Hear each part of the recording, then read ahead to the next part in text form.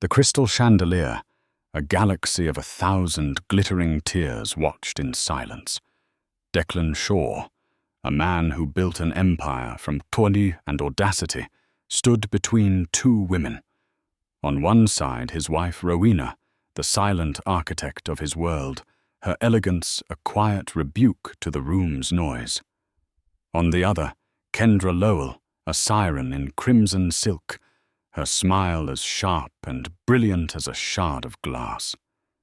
The air crackled with unspoken wars, the scent of expensive perfume mingling with pure venom. And then a sound that cut through the symphony of clinking glasses and polite laughter, the sharp, ugly crack of a hand striking flesh. For a moment, the world stopped. Declan had made his choice, and in that single brutal act, he hadn't just broken a vow. He had ignited a fire that would burn his kingdom to the ground. The Shaw Foundation's annual charity gala was the glittering pinnacle of the city's social calendar. Held in the grand ballroom of the St. Regis, it was an event Declan Shaw orchestrated with the same ruthless precision he applied to his tech company, Shaw Innovations. Tonight was not just about philanthropy. It was about power. It was a spectacle, and every person present was either an asset, a pawn, or an audience member.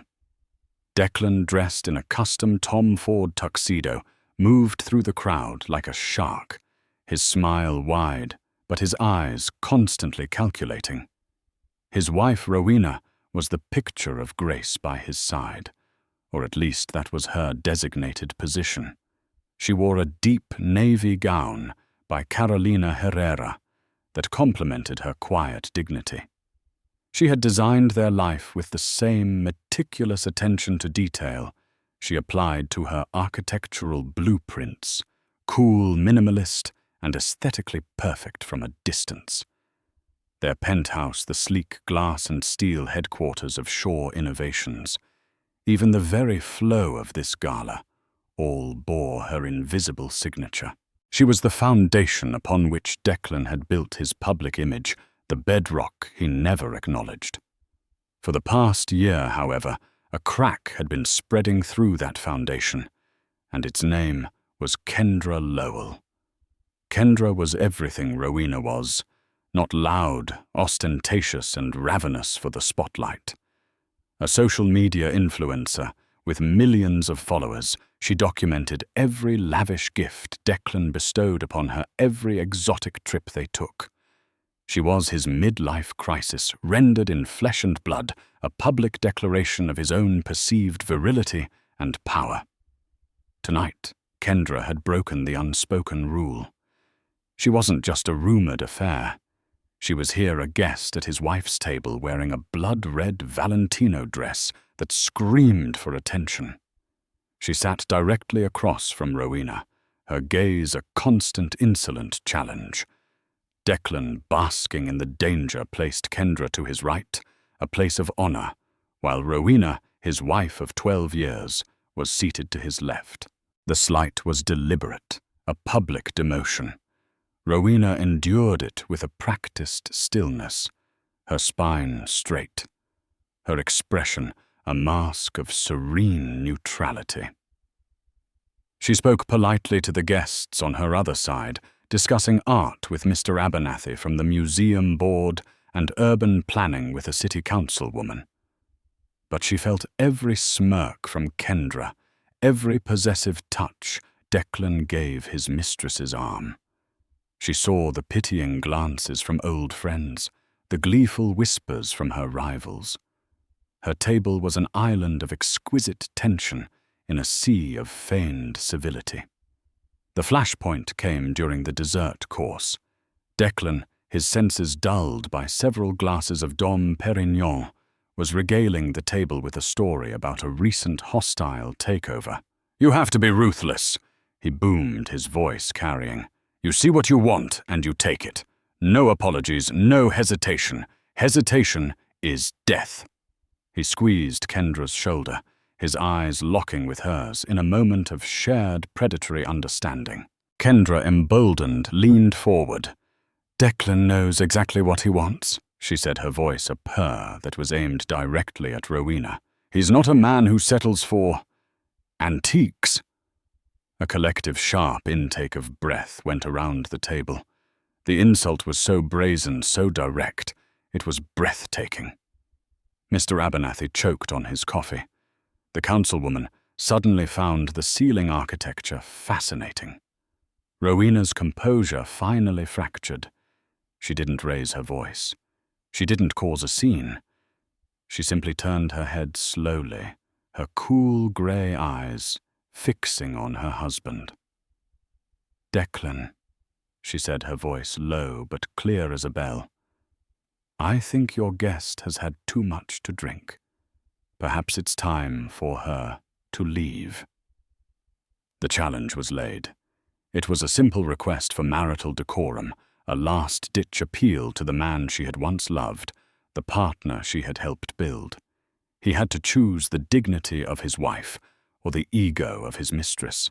Declan's face flushed with alcohol and arrogance darkened. Kendra saw her opportunity. Her eyes welled with crocodile tears. "Declan, she's being so cruel to me," she whimpered, laying a hand on his chest. "I didn't mean anything by it." "She started it," Declan growled, turning on Rowena. "You and your damn Ice Queen act. You think you're so much better than everyone, don't you? You stand there judging me, judging her. I am asking you as your wife to maintain a shred of decency in public," Rowena replied, her voice trembling slightly, but her gaze unwavering. "Your wife?" Declan laughed, a harsh, ugly sound. "You're a contract, a piece of the furniture. Don't you dare tell me what to do." He was standing now, looming over her. The entire ballroom seemed to have fallen silent, all eyes drawn to the unfolding drama. Kendra watched with a triumphant smirk dancing on her lips. This was it, the final public humiliation that would sever the last tie. "Don't speak to me like that, Declan," Rowena warned, her own anger finally rising to the surface. "Not here. Not ever." "I'll speak to you however I want," he roared. To please Kendra, to assert his dominance, to shatter the last vestige of Rowena's composure, he did the unthinkable. He raised his hand. The sound of his palm connecting with her cheek echoed in the cavernous room. It was sharp, definitive, and utterly shocking. Gasps rippled through the crowd. Rowena stumbled back in her chair, her hand flying to her face, not from the pain, but from the sheer, soul-crushing humiliation. The world narrowed to a pinpoint of ringing silence in her ears. Declan stood over her, breathing heavily, his chest puffed out. He looked at Kendra, who gave him a small, adoring nod. He had performed for her. He had proven his ruthlessness. He looked back down at Rowena, expecting tears pleading or a dramatic exit. Instead, he saw nothing. Her eyes, once full of cool fire, were now utterly empty. The woman he knew, the partner he had relied on, the architect of his success, had vanished. In her place was a stranger, her face a pale, still mask marked by the red imprint of his hand. Slowly, deliberately, Rowena stood up.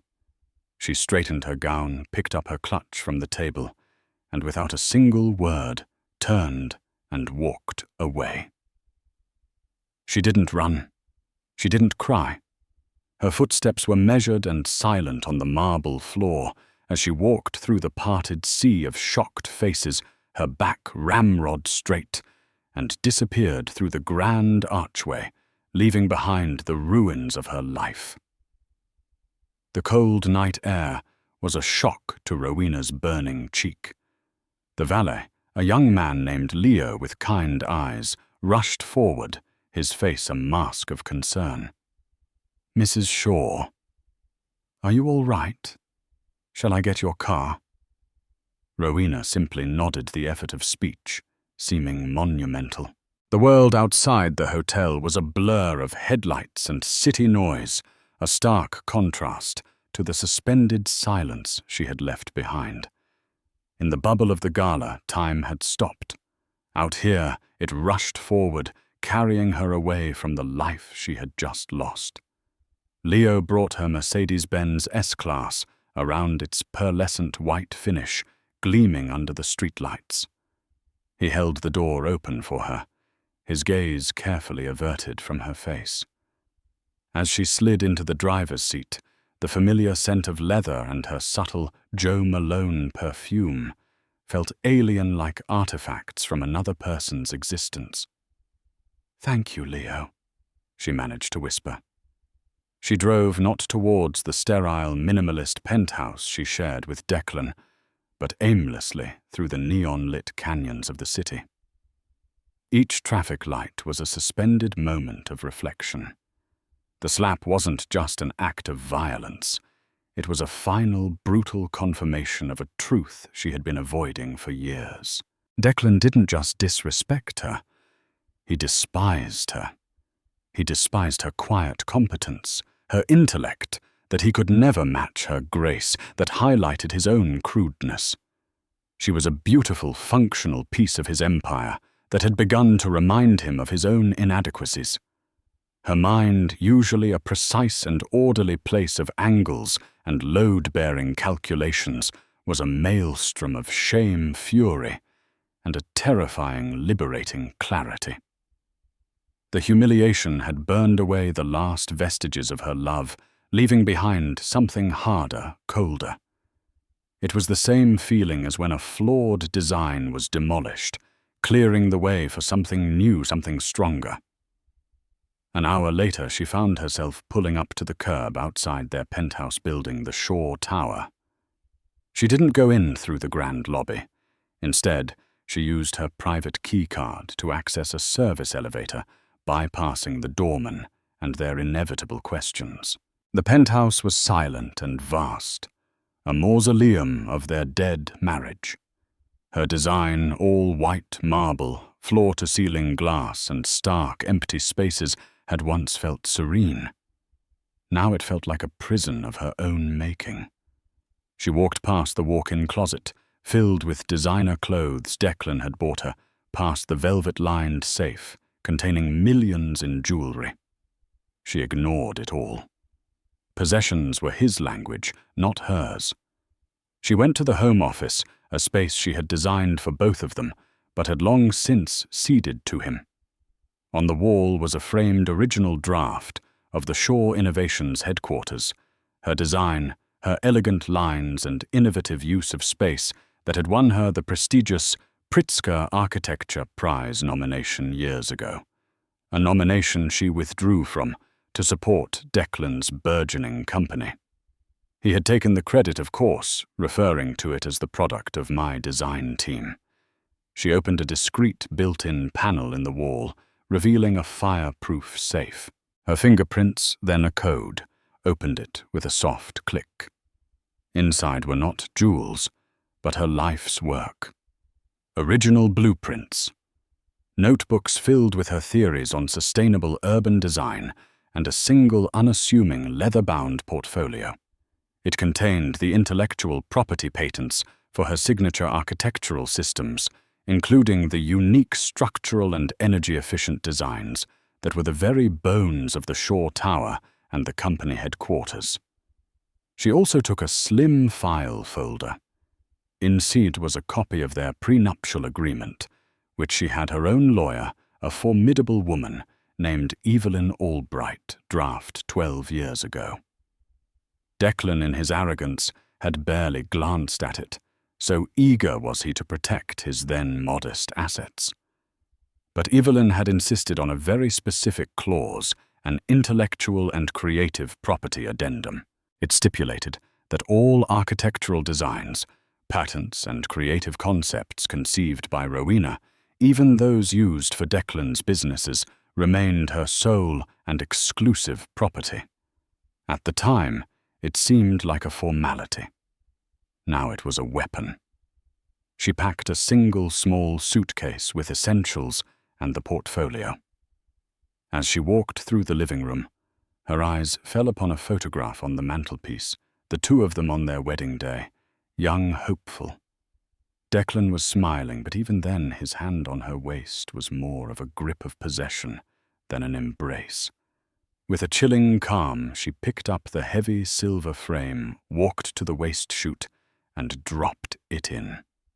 The sound of it clattering down 30 floors was deeply, profoundly satisfying. She took the service elevator back down, got into her car, and drove away from the gleaming tower that bore his name, but was built from her soul. She didn't know where she was going at first, only that she was moving away from the blast radius. Then a destination surfaced in her mind, a place of refuge, a place that was hers alone. The rage was subsiding, replaced by a cold, calculating resolve. Declan believed he had broken her. He thought she was a fragile ornament he could discard. He had forgotten who she was. He had forgotten that an architect knows exactly where the load-bearing walls are, and she knew with absolute certainty how to bring his entire structure crashing down. Rowena drove for nearly an hour, leaving the polished, affluent heart of the city for the grittier, more vibrant arts district. She pulled onto a quiet side street, lined with converted warehouses and old brick buildings, stopping in front of a nondescript iron gate. Using an old key, she opened it and drove into a small private courtyard. Here stood a 3-story brick building, a former textile mill she had bought for a pittance in her 20s, long before Declan. It was her first solo project. She had converted the top floor into a residential loft for herself, and leased the bottom 2 floors to artists and artisans. When she married Declan, she had moved out, but she never sold it. It was her secret foothold, a piece of her past she had refused to let go of. The loft was just as she had left it, covered in a thin layer of dust. It was the antithesis of the penthouse, warm with exposed brick walls, old wooden beams and shelves overflowing with books on art history and engineering. A massive drafting table, its surface scarred with the ghosts of 1,000 designs, stood by the arched window, overlooking the city skyline from a different, humbler perspective. This place was her. It smelled of old paper turpentine and dust, the scent of creation. She dropped her small suitcase, the sound echoing in the quiet space. For the first time since the slap, she allowed herself to feel the full weight of the night. A single hot tear traced a path through the dust on her cheek. It wasn't a tear of sadness, but of release. She was shedding a skin, a life, a name. Here she wasn't Mrs. Shaw. She was Rowena. She spent the first few hours in a daze of activity. She opened the windows, letting the cool night air chase away the staleness. She brewed a pot of strong black tea, the ritual grounding her. She didn't sleep. Instead, she sat at her old drafting table, her fingers tracing the nicks and grooves in the wood. She had designed her future here once. She would do it again. She opened the leather portfolio, spreading the patents and blueprints across the table under the warm glow of a lamp. She studied the intricate details of the Shaw Innovations headquarters, the building that was the physical heart of Declan's empire. She knew its every secret, every strength, and every vulnerability. Declan saw it as a symbol of his power. She saw it as a complex system of interconnected dependencies, and she knew exactly which one to pull to make the whole thing collapse.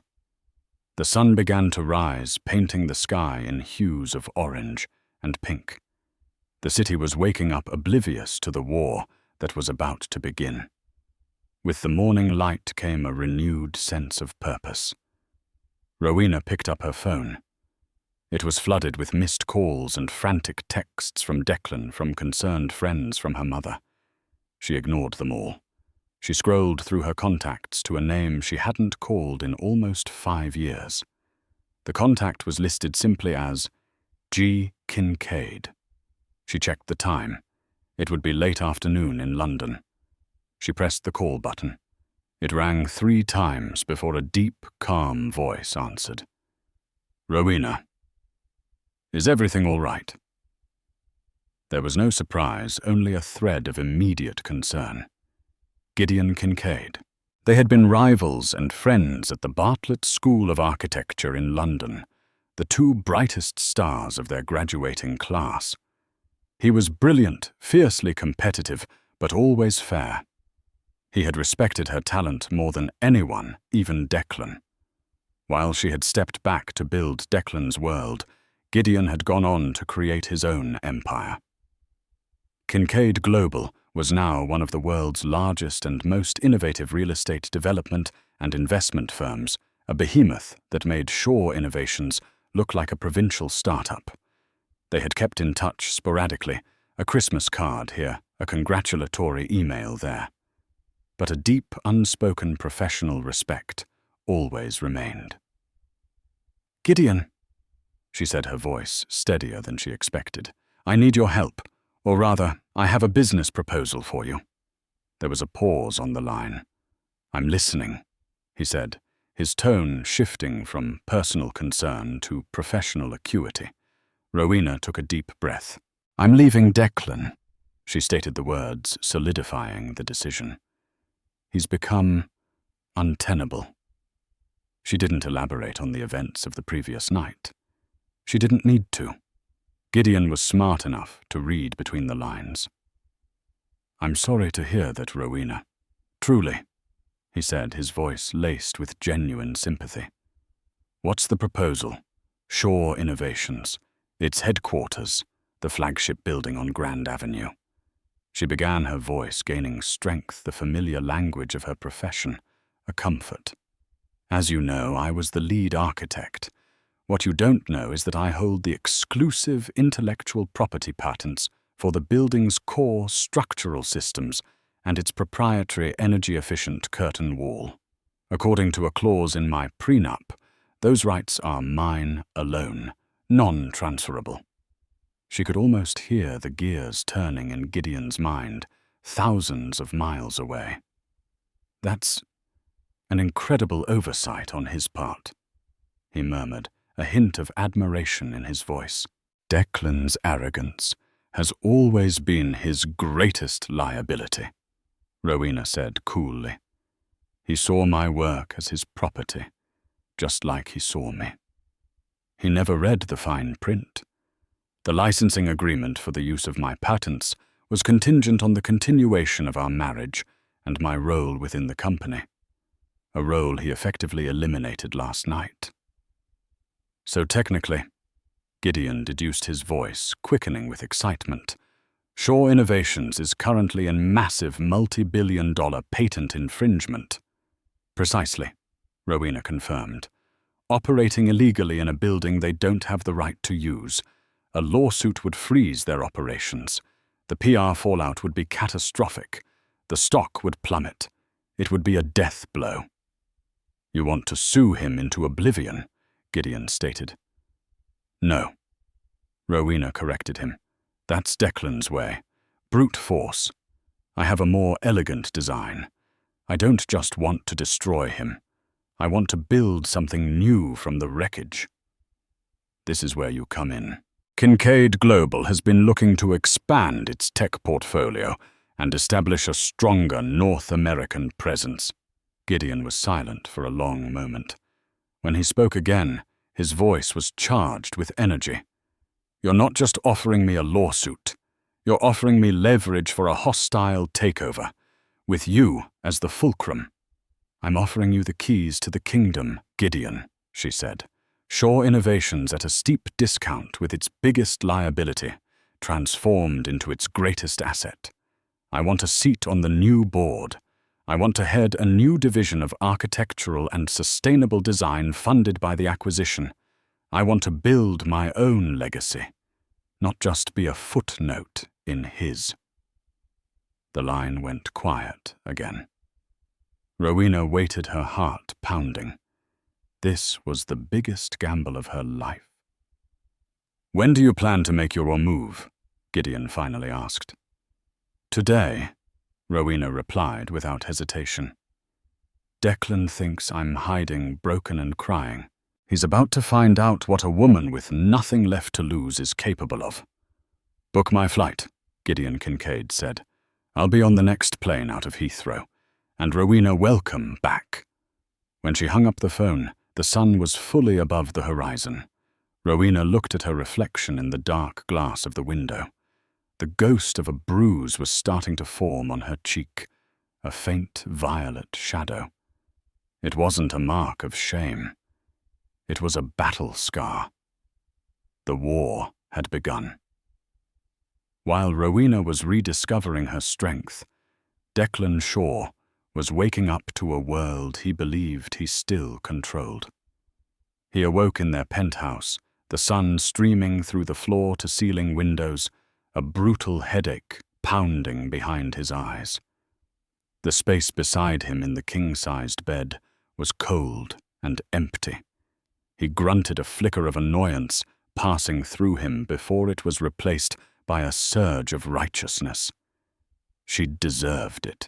She had embarrassed him, challenged him in front of his friends, his associates, and most importantly in front of Kendra. He had simply put her back in her place. He reached for his phone, expecting a string of apologetic texts of pleas for forgiveness. Instead, there were only the frantic, unanswered messages he'd sent in a drunken haze after returning from the gala. A wave of fury washed over him. The audacity of her, to not come crawling back. His phone rang, and Kendra's picture flashed on the screen. He answered his voice a low growl. "What? Good morning, my tiger." Kendra cooed, her voice sickly sweet.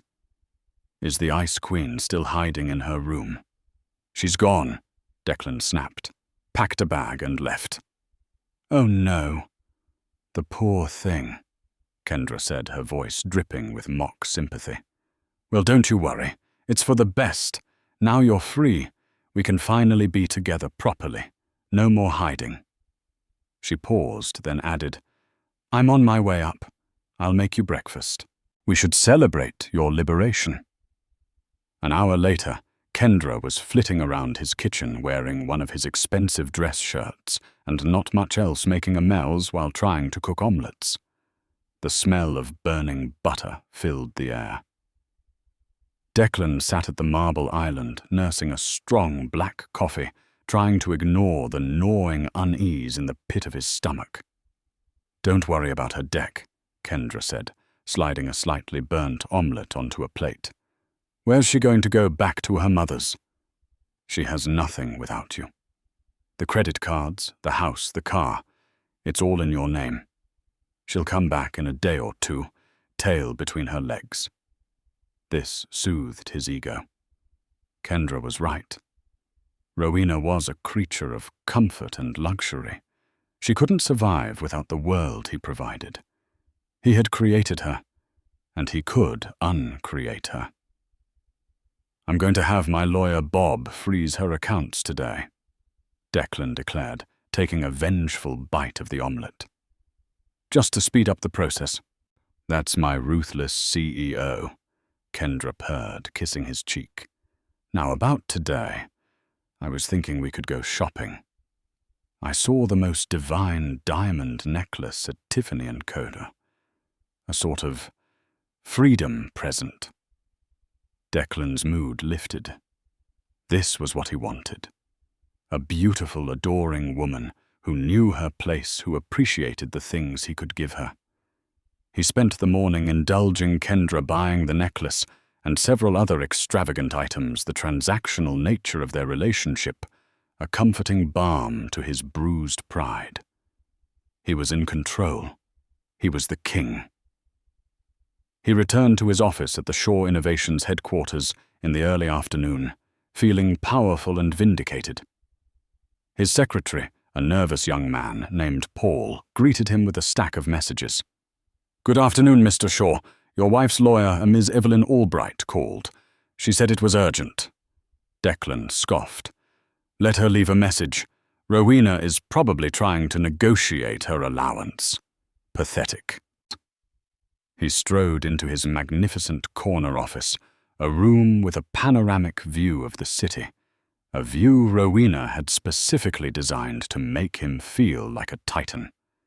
He sat in his leather chair and tried to log into the company's central server to review the Q3 financials. Access denied. He frowned and tried again. Access denied.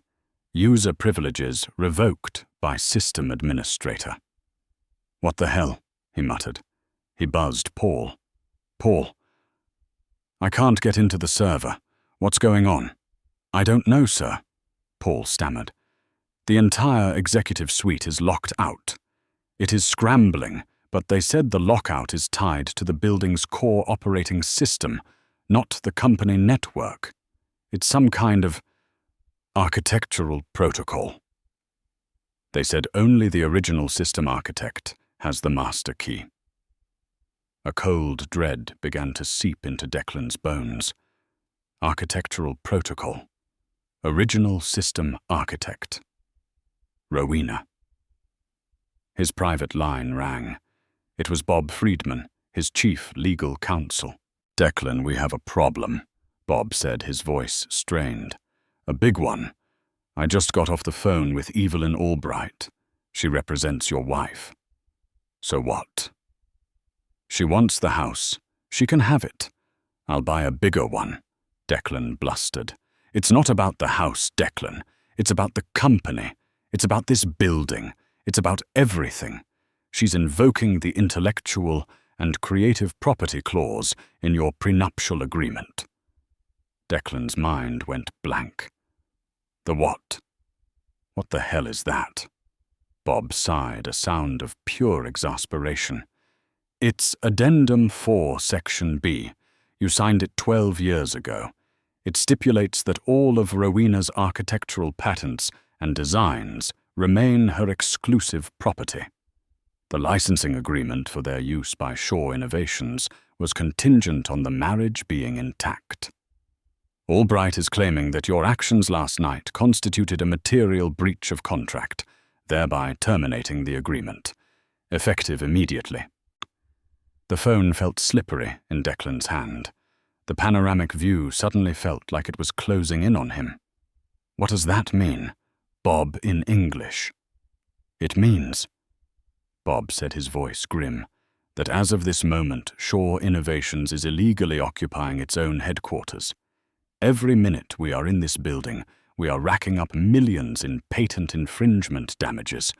She can file an injunction that could shut down our entire physical operations by the end of the day. She holds the kill switch to the company Declan, and her finger is on the button." Declan shot to his feet, a strangled roar of disbelief and fury caught in his throat. He looked around his office, the sleek desk, the powerful computer, the view of his city. It was all built on a foundation. He had never seen a foundation that was now being pulled out from under him. "That's impossible," he yelled into the phone. "She can't do that. She wouldn't dare." But even as he said it, he knew he was wrong. He saw her face from last night, her eyes empty of fear, of love, of anything he recognized. He had slapped a queen believing she was a pawn. And now the board was being flipped, and all his pieces were about to be swept away. His celebration was over. The reckoning had just begun. The lobby of the Shaw Innovations headquarters was a cathedral of modern commerce. A soaring 50-foot atrium of glass and white Italian marble, it was designed to inspire awe and intimidation in equal measure. It was Rowena's design, and today she had returned to reclaim it. At precisely 2:00 p.m., the revolving glass doors slid open, and Rowena Shaw walked in. She was not the same woman who had walked out of the gala the night before. Gone was the elegant but subdued society wife. In her place stood a formidable professional. She wore a sharply tailored charcoal grey suit, her hair pulled back in a severe, elegant chignon. Her face was pale and composed, the faint bruise on her cheek, visible not as a mark of victimhood, but as a stark, defiant accusation. She was not alone. Flanking her were two figures who immediately drew the attention of the security guards. On her right was Evelyn Albright, her lawyer, a woman in her 60s, with piercing intelligence in her eyes and a briefcase full of legal dynamite. On her left were two uniformed police officers, their presence a silent, shocking statement. The receptionist, a young woman named Tara, looked up, her eyes widening in recognition and then confusion. "Mrs. Shaw, can I help you?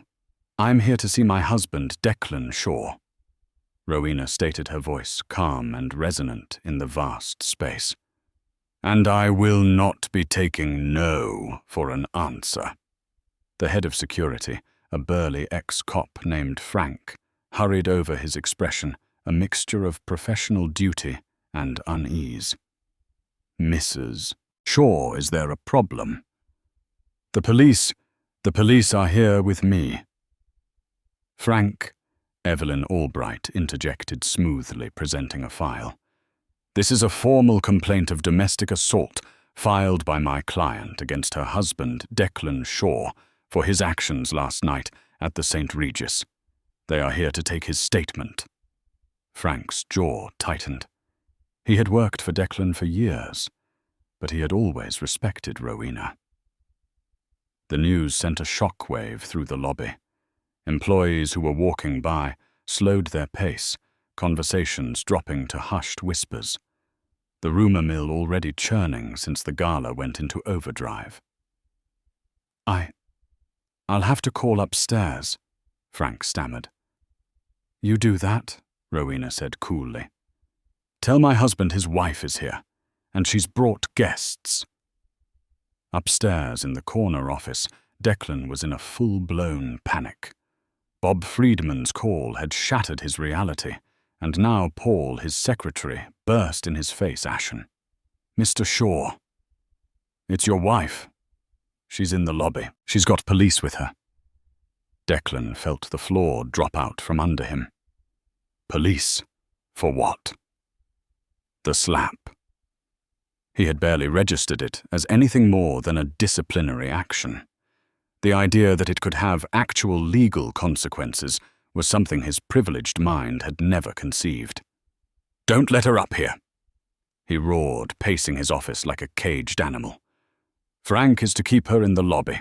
"It's too late, sir," Paul squeaked. "Ms. Albright is citing shareholder access rights, and the police are citing a criminal complaint. They're coming up." The chime of the private executive elevator sounded down the hall, a death knell. Declan's bravado evaporated, replaced by a primal fear. He looked wildly around the office that was no longer truly his. His kingdom was being invaded. The double doors to his office suite were pushed open. Rowena entered first, her stride confident, her eyes scanning the room as if refamiliarizing herself with her own creation. Evelyn Albright and the two officers followed, their expressions grim and professional.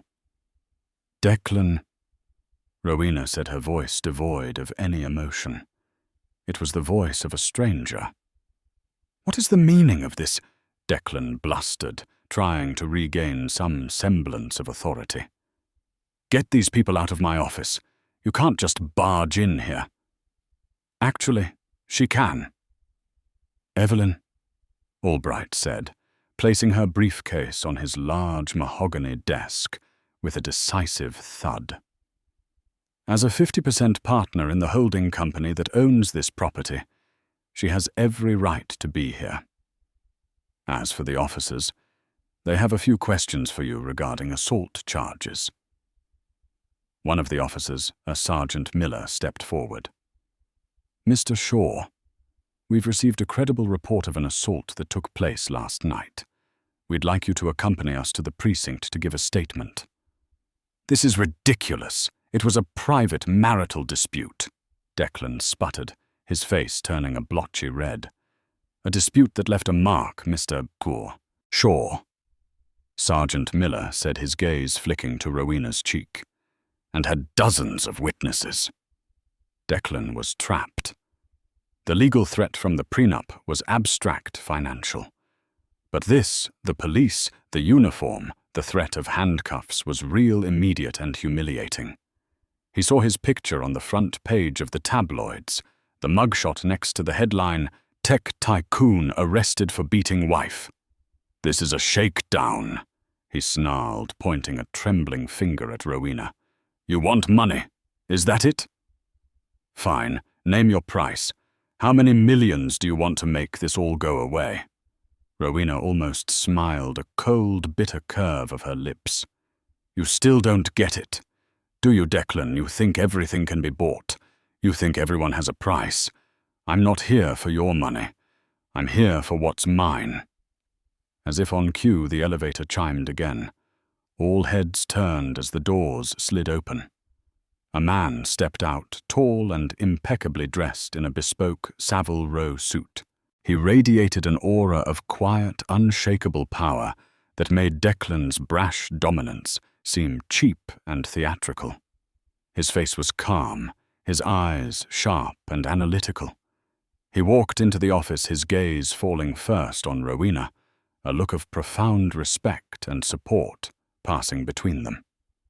Then he turned his attention to the sputtering, cornered man behind the desk. "Declan Shaw," he said, his voice a smooth baritone with a faint British accent. "A pleasure to finally meet you. My name is Gideon Kincaid." The name hung in the air, heavy with consequence. Declan knew the name. Everyone in the world of global finance and development knew the name. Kincaid Global was a titan, an industry-devouring leviathan. The realization hit Declan with the force of a physical blow. This wasn't a domestic dispute anymore. This wasn't a simple divorce. This was a corporate execution. And his wife, the woman he had slapped and discarded, was holding the axe.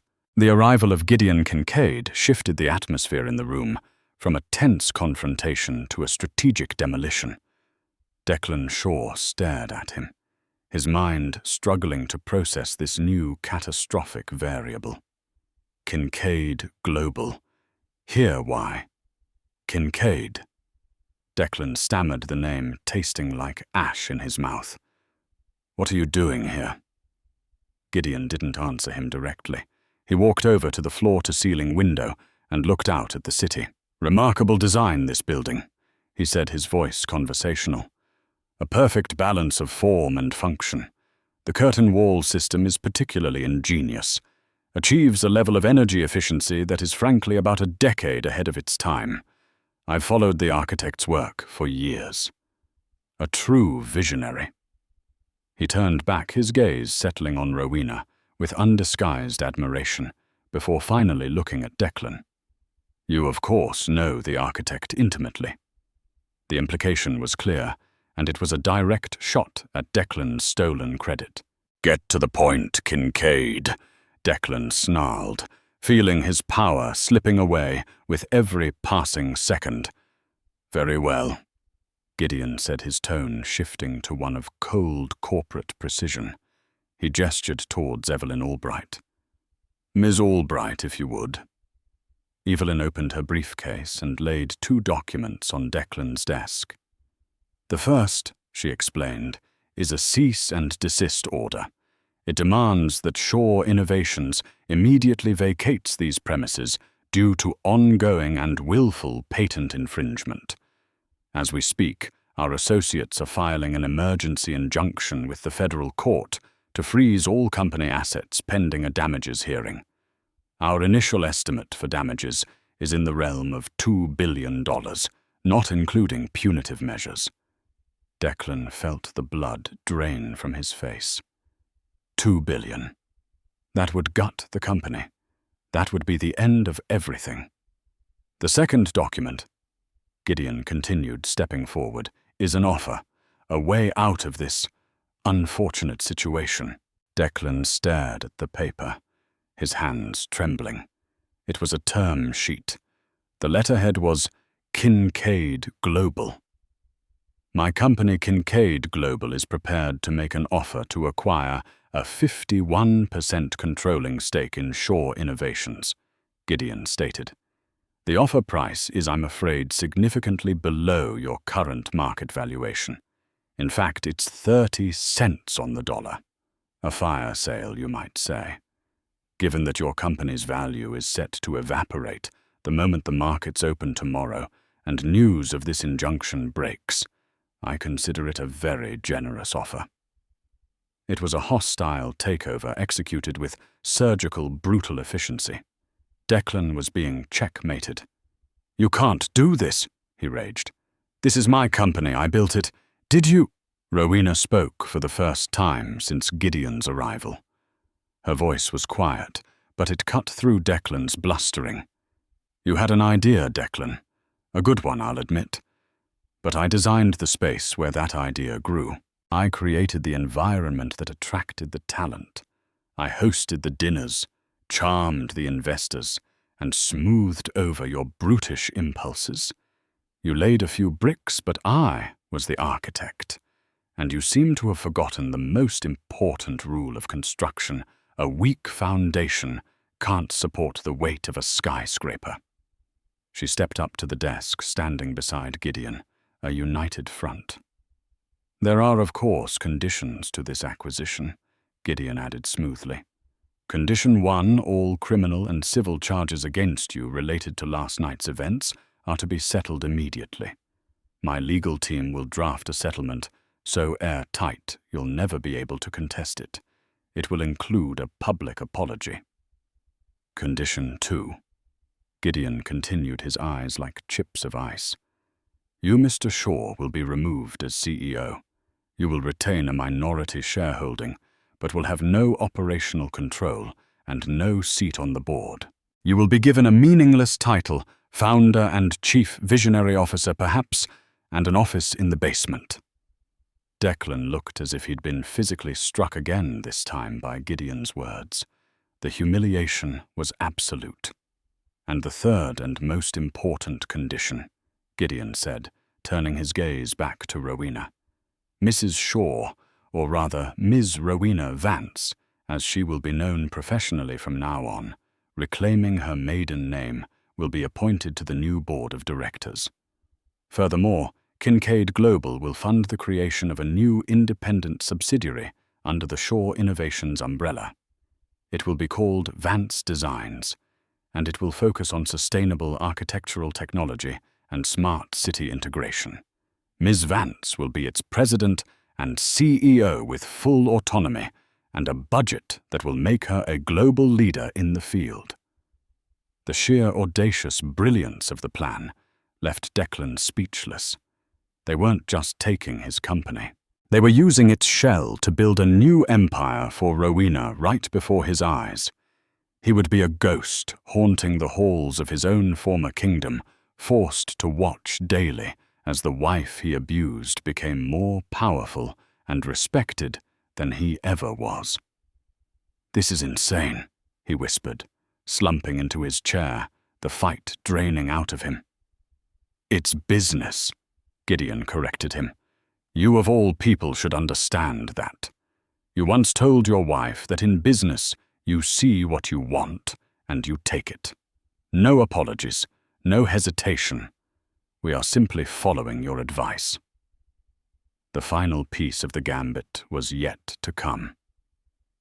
The doors to the office opened again. This time, it was not a person who entered, but a disruption.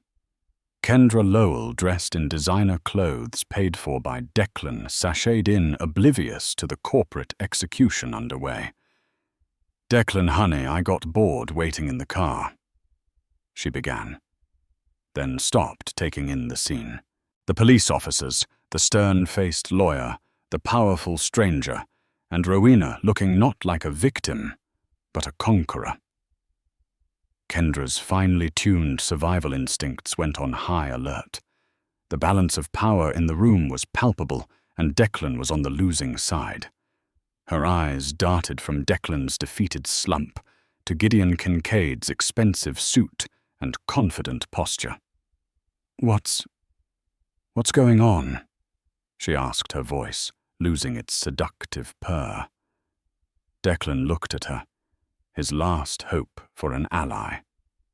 "Kendra, tell them it was nothing. A misunderstanding." Kendra looked at the term sheet on the desk, at the faces of the officers, at the unyielding expression on Rowena's face. She saw her future, the money, the fame, the access evaporating. Her allegiance was not to Declan the man, but to Declan the millionaire. A millionaire who was about to be royally downsized. She took a small step back away from Declan, a subtle but definitive shift. I don't know what he's talking about," she said, her voice small and shaky, playing the victim. "He was very aggressive last night. It was frightening. I think I'd like to speak with the officers.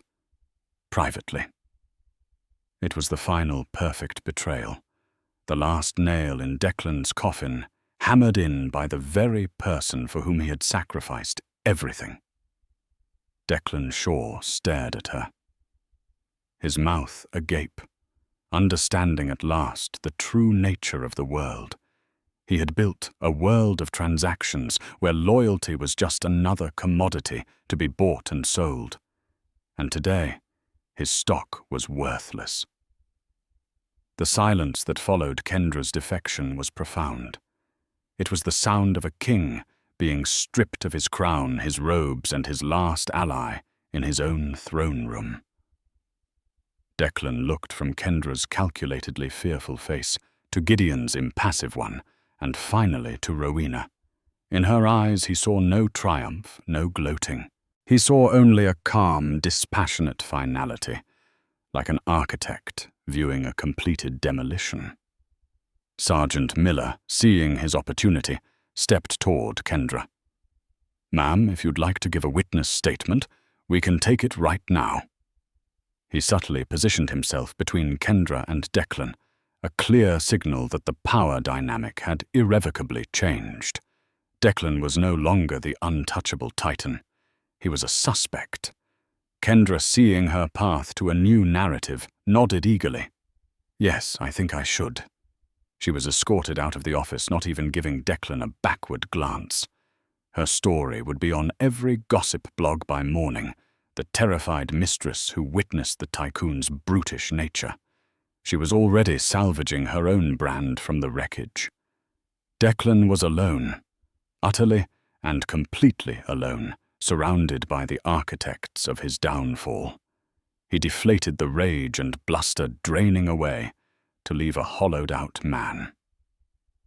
He stared at the term sheet from Kincaid Global. It wasn't a negotiation. It was a surrender document. "You have until 9 a.m. tomorrow, when the markets open, to sign." Gideon said, his voice leaving no room for argument. "If you sign, we present this as a strategic merger, a bold new direction for Shaw Innovations. Our PR team is already drafting the press release. Your reputation, while damaged, may survive in some form. If you do not sign, Ms. Albright will file the injunction. The patent infringement lawsuit will be made public. The assault charges will be pursued to the fullest extent of the law. Your company will be bankrupt by noon, and you will likely be facing jail time. The choice is yours."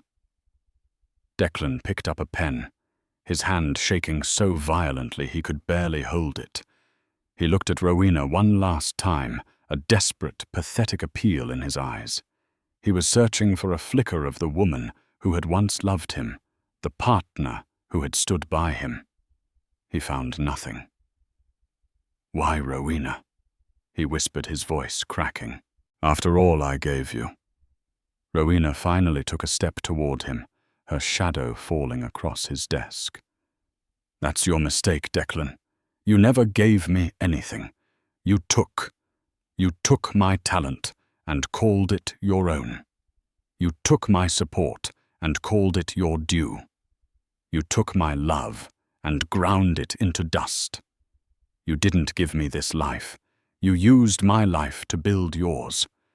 The things you bought me weren't gifts. They were wages, and your payments have stopped. She gestured to the papers. This isn't revenge. This is a structural correction, a realignment. You built a faulty structure on a stolen foundation. I'm simply condemning the building and starting over with the original plans. With that, she turned her back on him. She had said everything she needed to say. There was nothing left but the paperwork. She walked with Gideon and Evelyn towards the elevator. As the doors opened, she paused and looked back at the office at the man who was now a prisoner in a cage of her own design. She felt a strange sense of detachment, not of joy, but of peace. The heavy weight she had been carrying for years was finally gone. "Are you all right?" Gideon asked quietly as the elevator doors closed, whisking them away from the scene of the demolition. Rowena looked at her reflection in the polished steel doors. She saw the faint bruise on her cheek, but for the first time, she also saw the woman she was meant to be. Strong, brilliant, and finally free. "Gideon," she said, a small, genuine smile gracing her lips for the first time in what felt like a lifetime. "I'm just getting started." The next morning, the business world was rocked by a stunning announcement. Kincaid Global had acquired a controlling stake in Shaw Innovations.